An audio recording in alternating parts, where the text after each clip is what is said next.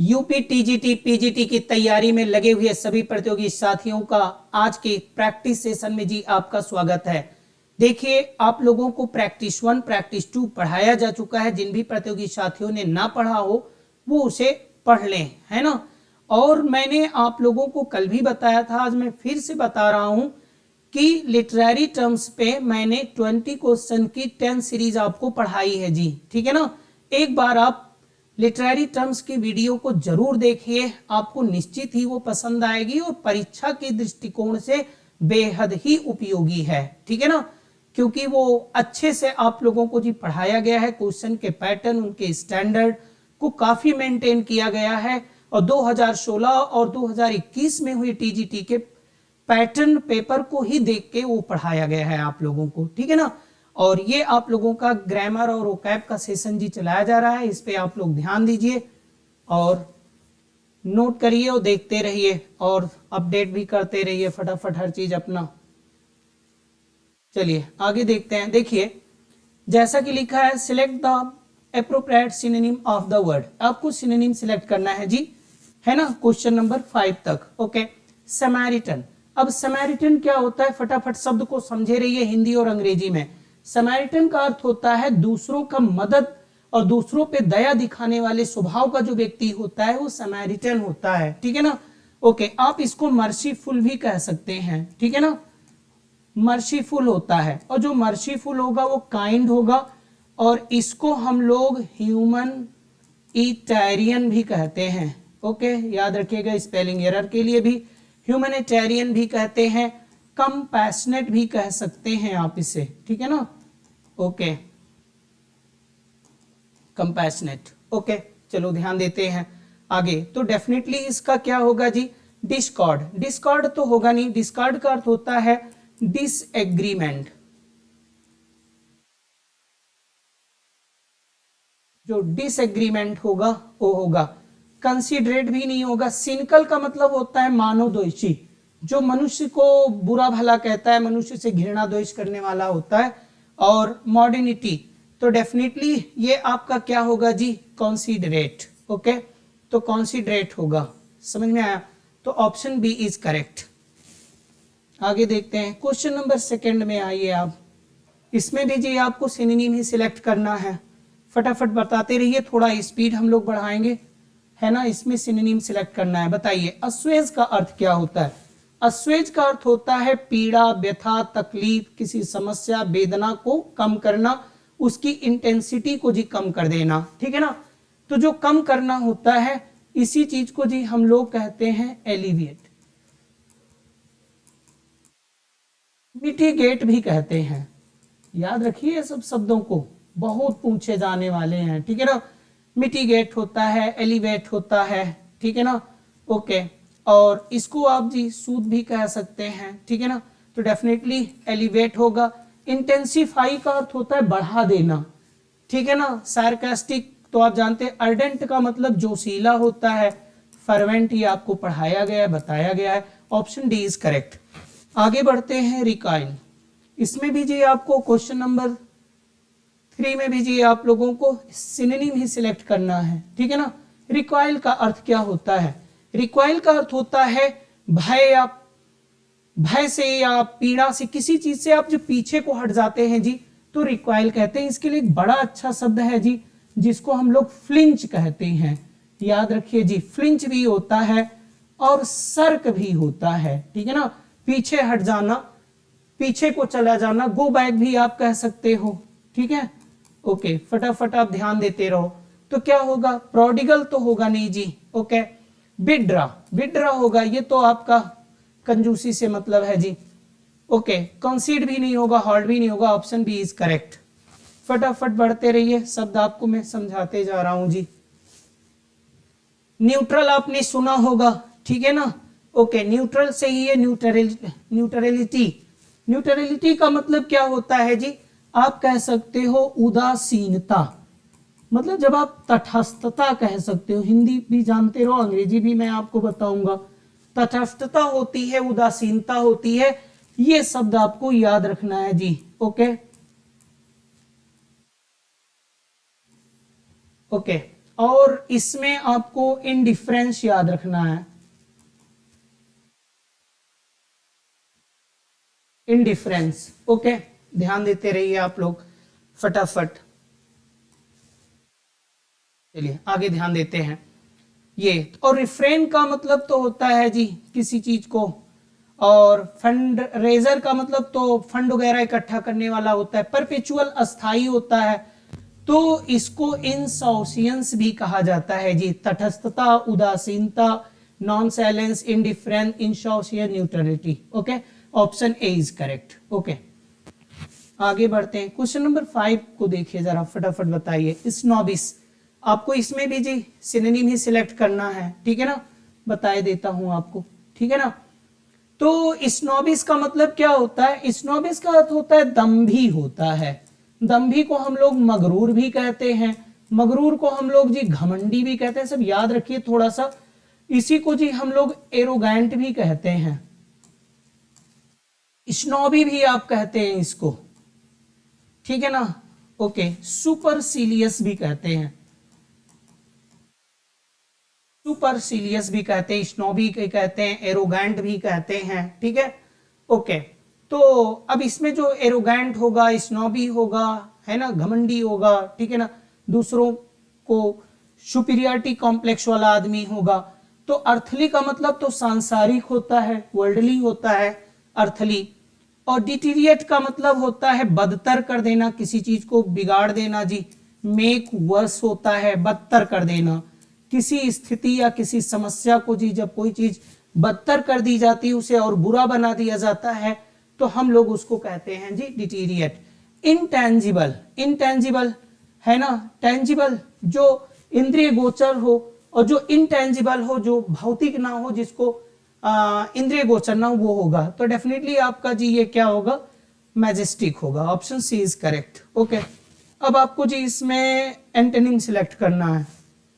Okay, select the most appropriate antonym of the word. तो antonym select करना है, बताइए। मीक, मीक का मतलब क्या होता है? मीक का अर्थ होता है दब्बू होता है, अत्यंत विनीत होगा, वो बहुत विनीत होगा, दब्बू होगा, है ना। उसको आसानी से कंट्रोल किया जा सकता है, तो आप कंट्रोलेबल भी कह सकते हो। उसे दूसरे के द्वारा आसानी से गवर्न किया जा सकता है, तो गवर्नेबल भी कह सकते हो, ठीक है ना।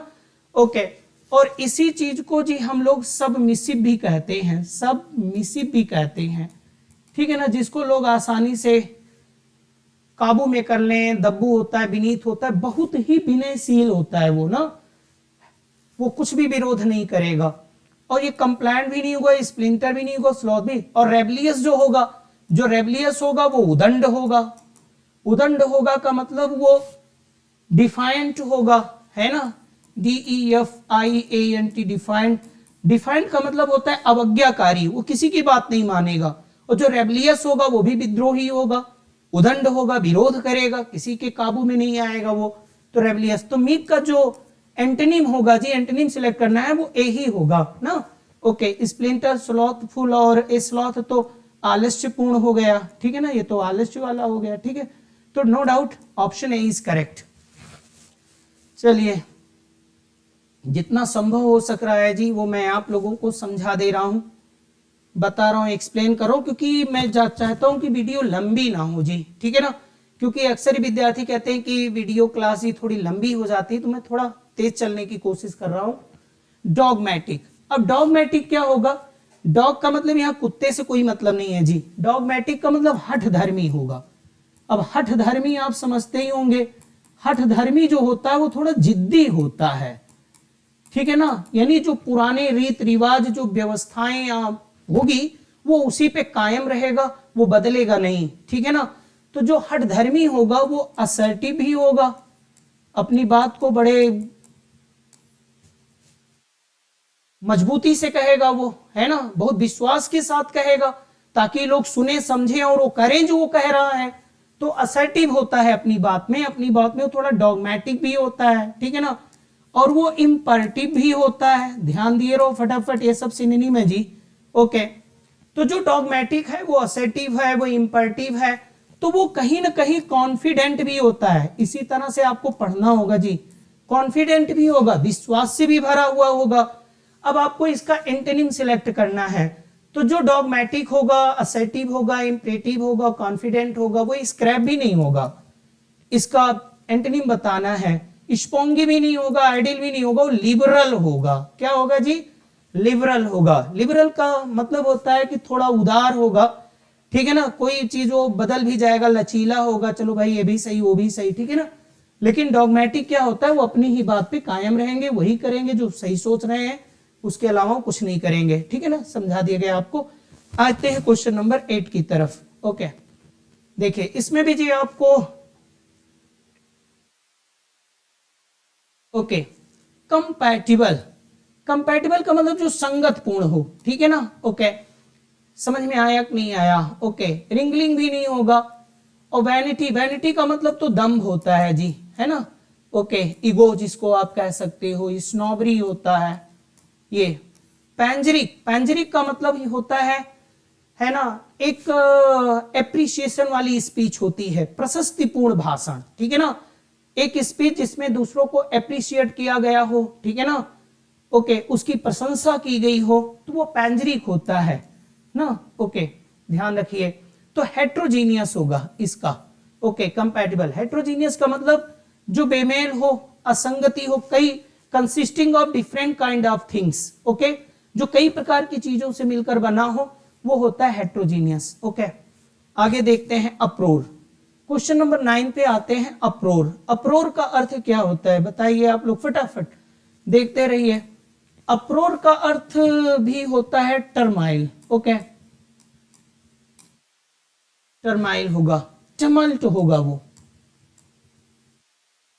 टमल्ट होगा, टर्माइल होगा, ठीक है ना। ओके, तो अप्रोर, अब क्या होगा इसमें?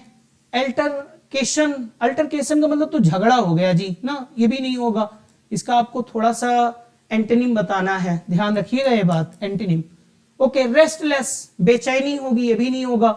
एक्लोड का अर्थ होता है प्रशंसा होता है ये, है ना, प्रशंसा या पुरस्कार, जब आप कुछ अच्छा करते हैं तो उसके बदले आपको प्रशंसा दिया जाता है, लोग एप्रिसिएशन देते हैं ना, तो वो एक्लोड है।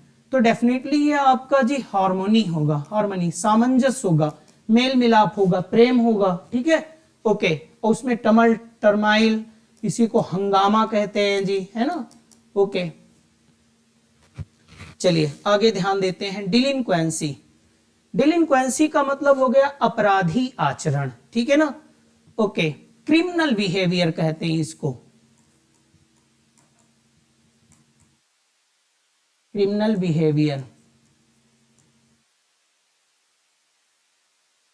Criminal behaviour. ओके, तो देखते हैं क्या होगा। डिच, डिच का अर्थ तो एक खाई होता है, इसको देखे रहिए आप। ओके, खाई होती है जो खेतों के बीच में ऐसे बनाया जाता है जी, वो भी होती है। और डिच का मतलब होता है किसी व्यक्ति या वस्तु से छुटकारा पाने के लिए उसे छोड़ देना, है ना, जिसको आप कह सकते हो to leave something, to leave something, something और समबडी, किसी व्यक्ति या वस्तु को छोड़ देना, specially to get rid of them, उनसे छुटकारा पाने के लिए, ठीक है ना। तो ये डिच होता है, याद रखिएगा, बड़े टेक्निकल वर्ड हैं, कई बार बने हैं, कई बार पूछे गए हैं। तो इमिट, इमिट का मतलब होता है बाहर निकल जाना, जैसे कोई गैस है या द्रव है जब बाहर निकल जाती है तो इमिट कर जाती है। तो नो डाउट आपका ओबीडियंस होगा, आज्ञाकारिता। ओबीडियंस क्या होगा? आज्ञाकारिता होगी जी, ठीक है ना। डिफायंस आप कह सकते हो। ओके, नहीं जी, डिलिंक्वेंसी तो ओबीडियंस, और जो क्रिमिनल बिहेवियर का नहीं होगा वो ओबीडियंस होगा, आज्ञाकारी होगा, ठीक है ना। तो निकटवर्ती शब्द यही है आपका, निकटतम, सही है ना ये। ओके, आगे बढ़ते हैं हम लोग। अब यहां पे देखते हैं फटाफट। Select the option that can be used as one of word substitute for the given group of words. Killing of a person by another, जब एक व्यक्ति दूसरे व्यक्ति को मार देता है तो वो क्या होता है जी। ओके, तो डेफिनेटली ये डेमोसाइड नहीं होगा, ओके, होमिसाइड होगा, ठीक है ना।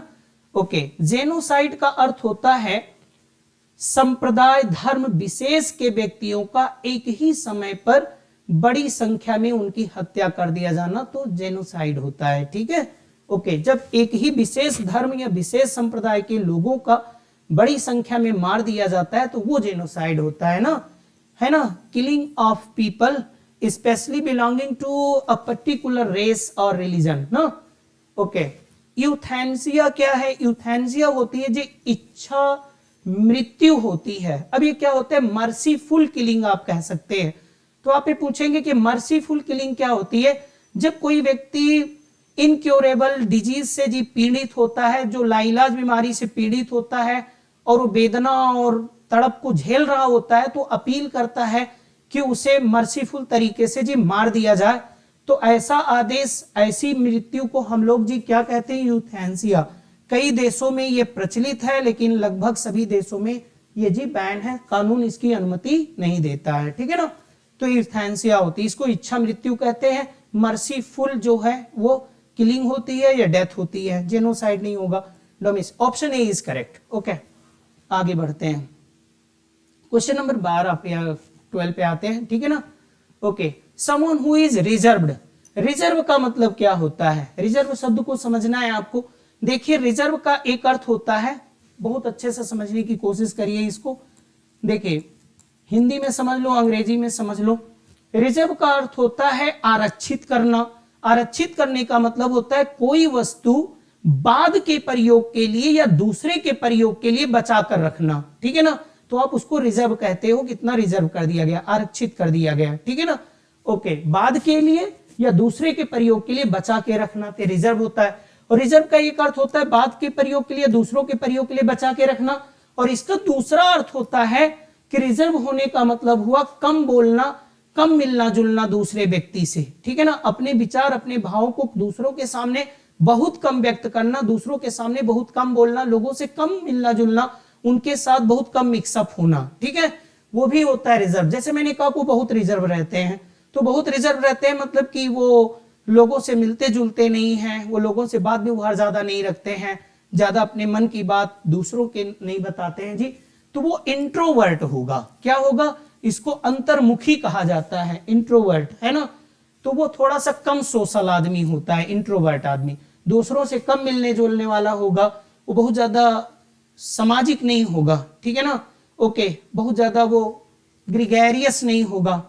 तो एक्सट्रोवर्ट ये भी नहीं होगा, सोशल भी नहीं होगा, तो इंट्रोवर्ट इज करेक्ट आंसर। इससे कंफ्यूज होना, रिसेसिव के साथ कंफ्यूज नहीं होना है आपको, इंट्रोवर्ट ही होगा। ओके, आगे बढ़ते हैं हम लोग। क्वेश्चन नंबर 13 पे आते हैं। थोड़ा तेज चलने की कोशिश कर रहे हैं, मैं सोचता हूं ज्यादा टाइम ना लगे, क्योंकि देखो समझाना भी जरूरी होता है, शब्दों को जो समझाने की जरूरत हो, क्योंकि नहीं तो फिर इस तरह पढ़ने से भी कोई फायदा नहीं। लेकिन फिर भी तेज चलने की कोशिश। A person who can not be corrected, वह व्यक्ति जिसको सुधारा नहीं जा सकता, मतलब व्यक्ति को नहीं सुधारा जा सकता, वो व्यक्ति या जिसके आचरण को नहीं सुधारा जा सकता। तो आचरण नहीं सुधारा जा सकता। ओबीडियंट, तो ये आज्ञाकारी हो गया, ये भी नहीं होगा। रिफॉर्मेबल, ये तो जिसे रिफॉर्म किया जा सके, रिफॉर्मेबल ये भी नहीं होगा। जिसे मैनेज किया जा सके, मैनेजेबल, नो डाउट सी होगा। इनकॉरिजिबल, इनकॉरिजिबल का मतलब होता है जिसे सुधारा ना जा सके। ओके, आगे देखिए। इजी टू अंडरस्टैंड, जो चीज इजी होती है, अंडरस्टैंड, जिसे समझना आसान हो, जिसे समझना आसान हो तो उसको कहते हैं बोधगम्य। ओके, है ना। जो चीज स्पष्ट हो, क्लियर हो, क्लियर हो, इजी टू अंडरस्टैंड, समझना आसान हो, तो नो डाउट वो लूसिड होता है ना। और जो चीज समझना ना आसान हो, ठीक है ना, उसको हम लोग ऑब्सक्योर भी कहते हैं। अब ऑब्सक्योर का मतलब अंधेरा भी होता है और नॉट इजी टू अंडरस्टैंड भी होता है ना। ऑब्सक्योर का मतलब अंधेरा भी होता है, डार्कनेस भी होता है, और नॉट इजी टू अंडरस्टैंड, जिसे समझना जी कठिन हो, जो बोधगम्य ना हो, ठीक है ना, उसको ऑब्सक्योर कहते हैं। और लूसिड इजी टू अंडरस्टैंड होता है। एम्बिगुअस का अर्थ होता है द्विअर्थक, जिसके डबल मीनिंग होते हैं जी, ठीक है ना। लूडिक्रस का मतलब हास्यास्पद, जिसको देखने से, सुनने से लोगों को हंसी आ जाए, दैट इज लूडिक्रस। ओके, तो आप समझते चले जा रहे होंगे। तो lucid is correct answer. Okay, आगे बढ़ते हैं फटाफट। क्वेश्चन नंबर 15 की तरफ बढ़ते हैं। The emblem of insignia of royalty. Okay, bogus, bogus बेकार होता है, ये भी नहीं होगा। डिलाइनेशन, डिलाइनेट, ओके, डिलाइनेट का मतलब वर्णन करना होता है, ये भी नहीं होगा। फिलेंडरर, फिलेंडरर का अर्थ होता है व्यभिचारी, ठीक है ना, लंपट होता है ये ना। A person who has sexual relationship with many person, okay, वह व्यक्ति जिसका दूसरों के साथ सेक्सुअल रिलेशन होता है वो फिलेंडरर होता है ना, ये भी नहीं होगा। तो नो डाउट रिगैलिया, ओके। आंसर आप देखते हैं क्वेश्चन नंबर 16 की तरफ आते हैं, फटाफट पढ़ते रहिए आप लोग। कम समय में आप लोगों को अधिक क्वेश्चन कराने की कोशिश मैं करता हूं जी, है ना। Select the most appropriate meaning of the idiom, idiom का बताना है। टू रेज अ डस्ट कई बार बन चुके हैं, है ना, मैं बार बार कहे जा रहा हूं कि उन प्रश्नों को सिलेक्ट करके आप लोगों के सामने लाया जाता है जो टीजीटी, पीजीटी, खासकर यूपी पीजीटी, टीजीटी के लिए विशेषकर उपयोगी है।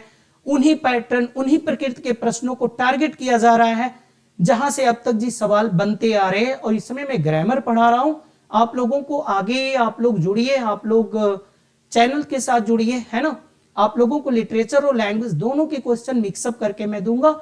और एक बार मैं फिर आपको रिमाइंड कराना चाहता हूं कि लिटरेरी टर्म्स की वीडियो क्लास आपको जी पढ़ाई गई है, आप चैनल पे जाइए, वहां सर्च करिए, आपको मिलेगा और आप वहां से जुड़िए और लिटरेरी टर्म्स वाला आप जरूर देखिए, ठीक है ना। टू रेज अ डस्ट, अब टू रेज अ डस्ट मतलब धूल उठा देना होता है। अब धूल उठा देना क्या होता है? टू मीट वंस डिफीट, ये तो नहीं होगा, ये तो मीट वाटरलू होता है। टू मीट वंस वाटरलू, ये सब देखे रहिए, ये नहीं होगा। To be satisfied with what you have achieved, नहीं जी ये भी नहीं होगा, ओके, ये भी नहीं होगा। तो क्या? टू कॉज डिसरप्शन और confusion, to be secretly inwardly amuse, नहीं ये भी नहीं होगा, यही होगा। कंफ्यूजन पैदा कर देना, डिसरप्शन और कंफ्यूजन उत्पन्न कर देना, तो टू रेज अ डस्ट होता है, ठीक है। क्वेश्चन नंबर 17 की तरफ आते हैं। बिलो द बेल्ट का अर्थ क्या होता है? अब बिलो द बेल्ट, बेल्ट के नीचे ये क्या होता है जी, ठीक है ना, ये भी नहीं होगा। सस्पिशियसली, वेरी क्विकली, ये भी नहीं होगा। विदाउट एनी एफर्ट, ये नहीं होगा। क्रूरियल एंड अनफेयर, जो निर्दयी हो, अनफेयर हो, जो सही ना हो ना जी, उचित ना हो और क्रूरियल हो, हम उसको कहते हैं below the belt, okay. Question number 18 की तरफ बढ़ते हैं। अ पाइप ड्रीम, अ पाइप ड्रीम क्या होती है? पाइप ड्रीम का मतलब होता है जी दीवा स्वप्न। दीवा स्वप्न आप समझते होंगे, कोरी कल्पना, दीवा स्वप्न, ठीक है ना। दीवा स्वप्न आप जानते होंगे ना, बैठे बैठे वो लोग ख्याली पुलाव पकाते रहते हैं, खाते रहते हैं, है ना। जैसे कहते हैं आएगी बरसात तो बरसेगी शराब, बरसात आई और उसने भी दिल तोड़ दिया, ऐसे ख्याली पुलाव नहीं खाते जी, ठीक है ना, थोड़ा हकीकत में आइए। तो इसको हम लोग डे ड्रीम कहते हैं,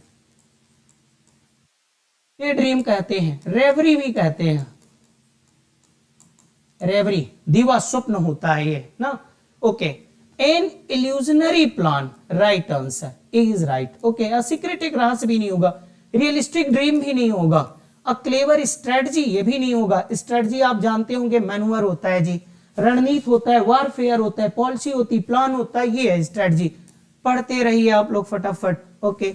क्वेश्चन नंबर 19 की तरफ आते हैं। To blaze the trail, to blaze the trail का मतलब क्या होता है? Okay, to oppose all criticism, to cause the failure, to start a movement, to mark the end of the movement.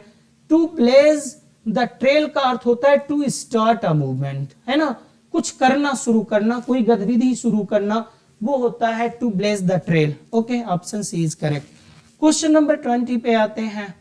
Eight loggerheads, at loggerheads का मतलब क्या होता है जी? Okay, to a loggerheads, to write down, लिख लेना, नहीं जी लिख लेना भी नहीं होता है। एट मर्सी, ये भी नहीं होगा। इन वन सब्सेंस, किसी की अनुपस्थिति में, ये भी नहीं होगा, ओके। तो option C is correct. Disagreeing with, जब आप किसी के साथ डिसएग्री करते हो, उससे सहमति नहीं रखते हो, उसके साथ आप जी विचारों से सहमत नहीं होते हो, आपके साथ उसके विरोध बने रहते हैं, तो you are at loggerheads, okay.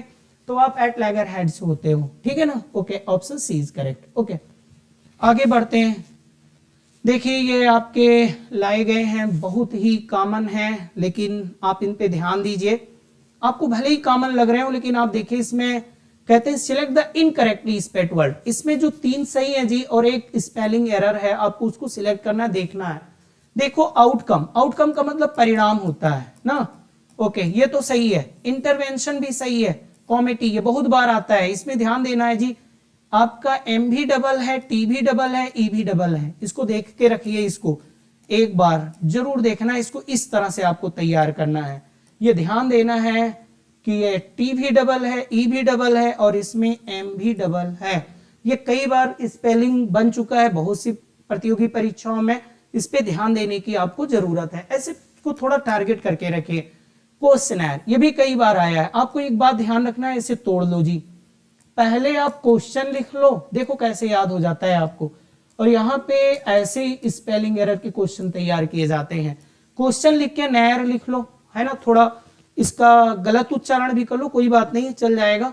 तो आप इसको क्वेश्चनर पढ़िए, है ना, क्वेश्चन अलग नैर अलग पढ़िए कि NAIRE है, ठीक है ना। तो यही स्पेलिंग एरर है, इसकी स्पेलिंग में फॉल्ट है जी, यही गलत है और यही सही है, मतलब ऑप्शन ए इज करेक्ट, इसी में स्पेलिंग एरर है आपका, ठीक है ना। ओके, क्वेश्चन नंबर 22 की तरफ आते हैं। इसमें भी आपको स्पेलिंग एरर देखना है, 3 सही है, 1 गलत है, गलत वाला चूज करिए, जल्दी फटाफट बताइए। देखिए इरिटेटिंग, इरिटेटिंग का मतलब चिड़चिड़ापन पैदा कर देने वाला, ये भी नहीं होगा। पेडिस्ट्रियन, इसकी भी स्पेलिंग सही है जी, ये भी नहीं। इनर्वेटिंग, ये भी नहीं, इसकी स्पेलिंग में एरर है, ये डबल एल नहीं होगा जी, ये ऐसे होगा BEGUIL, ये होगा, और बस इसी में ING जुड़ा है, यानी कि ये एल सिंगल ही रहेगा, ये देखिए जो डबल है यही गलत है, ठीक है ना। ऑप्शन डी इज करेक्ट, मतलब इसी में स्पेलिंग एरर है। ओके, क्वेश्चन नंबर 23, देखिए बताइए आप लोग फटाफट। आर्टिलरी, आर्टिलरी आप जानते होंगे, ठीक है ना, सैटर्न ने यूज किया था, ठीक है, बड़ी बड़ी गन मशीन होती है। ओके, एफिशिएंट, ये भी सही है, आपका स्पेलिंग एरर सही है, प्रश्न का जवाब नहीं सही है जी। ओके, और सर्जिएंट, ये भी सही है, मतलब इसकी भी स्पेलिंग सही है, यहाँ पे आपका फॉल्ट सही है, ऑप्शन सी इज करेक्ट।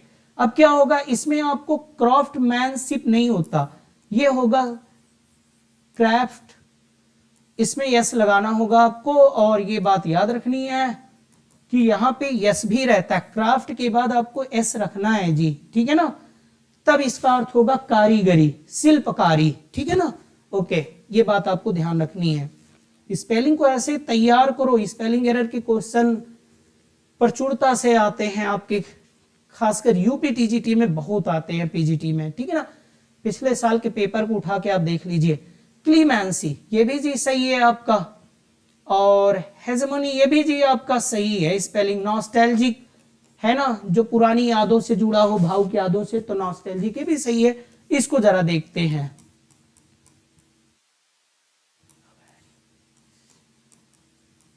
ये देखिए, ये होता है करेक्ट स्पेलिंग CIOUS, और इसमें क्या है CIUOS है ना, तो ये वाला स्पेलिंग आपका सही है। ओके, अर्थात इसी में गलत है स्पेलिंग, और ऑप्शन बी इज करेक्ट।